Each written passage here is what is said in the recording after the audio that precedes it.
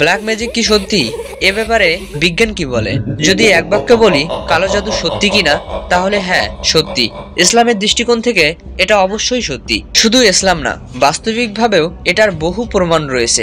বিশেষ করে ভারতীয় উপমহাদেশে, ইসরায়েল, ব্রাজিল এগুলোতে ব্ল্যাক ম্যাজিক বেশি চর্চা করা হয়। সবচেয়ে মাত্রা অতিরিক্ত পাওয়ারফুল ব্ল্যাক ম্যাজিক হলো যখন ভিকটিমের কারণে কেউ মারা যায়। সেক্ষেত্রে এটা থেকে বেরিয়ে আসা প্রায় অসম্ভব হয়ে পড়ে।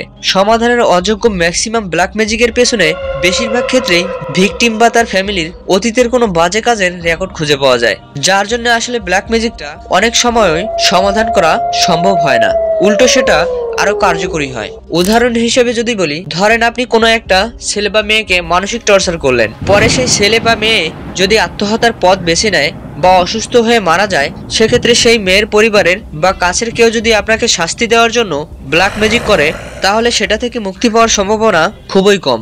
আর সমাধান হলেও এমন কিছু একটা ক্ষতি আপনার হয়ে যাবে যেটা নিয়ে আপনি আজীবন পস্তাবেন। তাই মোট কথা হচ্ছে, ব্ল্যাক ম্যাজিকটা ভিকটিম বা তার পরিবারের উপর নির্ভর করে কতটা দুর্বল বা কতটা পাওয়ারফুল হবে।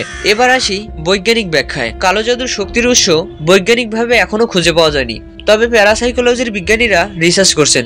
হয়তো অদূর ভবিষ্যতে ব্ল্যাক ম্যাজিকের পাওয়ার সোর্স খুঁজে পাওয়া যাবে। এছাড়াও ব্ল্যাক ম্যাজিকের সোর্সকে আপাতত হাইপোথিসিস কিংবা মিথ এর ভিত্তিতে বিচার করা হয়। এছাড়াও মিথ হিসেবে অনেকেই যেটা বলে সেটা হচ্ছে, ব্ল্যাক ম্যাজিকটা মানুষ করে প্যারাডাইমেনশনাল নেগেটিভ এন্টিটিদের সাথে কন্ট্যাক্ট করে তাদের মাধ্যমেই করিয়ে থাকে। প্যারাডাইমেনশনাল এন্টিটি বলতে জিন, ডিমস, পিশাচ, ইবলিশ, শয়তান ইত্যাদিকে বুঝিয়ে থাকে। এটা কতটা সত্য সেটা জানার মতো অ্যাডভান্স সায়েন্স আমাদের হাতে এখনো আসেনি। আমরা এখনো EVP machine, EMF machine, infrared ক্যামেরার মতো টেকনোলজি নিয়ে অনেক বেসিক লেভেলে আছি। হয়তো সামনে আরো অনেক অত্যাধুনিক যন্ত্র আসবে যেটার সাহায্যে আমরা সরাসরি প্যারাডাইমেনশনাল এন্টিটিদের সাথে কন্ট্যাক্ট করতে পারবো বা অ্যান্টিম্যাটার নিয়ে আরো বিস্তারিত জানতে পারবো।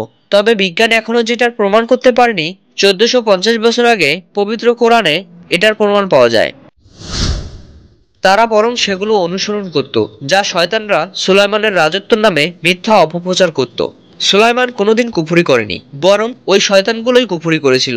ওরা মানুষকে জাদু শিখিয়েছিল। বাবিল শহরে পাঠানো দুই ফেরেশতা হারুত এবং মারুতকে যা দিয়ে পাঠানো হয়েছিল তা শিখিয়েছিল। সূরা বাকারা 102 নম্বর আয়াত। আপনি যদি প্র্যাকটিসিং মুসলিম হন বা যথাসম্ভব ভালো মানসিকতার মানুষ হন, তাহলে হয়তো নিজেই কালো জাদুর প্রভাব থেকে মুক্তি পাবেন আমল বা ভালো কাজের মাধ্যমে। সবশেষে ধ্বংস হোক তারা যারা নিজের স্বার্থ উদ্ধারের জন্য অন্যের জীবন নষ্ট করে দেয় এই ব্ল্যাক ম্যাজিক বা কালো জাদুর মাধ্যমে। আজকে এ পর্যন্তই, কথা হবে আবার অন্য কোনো ভিডিওতে। ভালো থাকবেন, সুস্থ থাকবেন।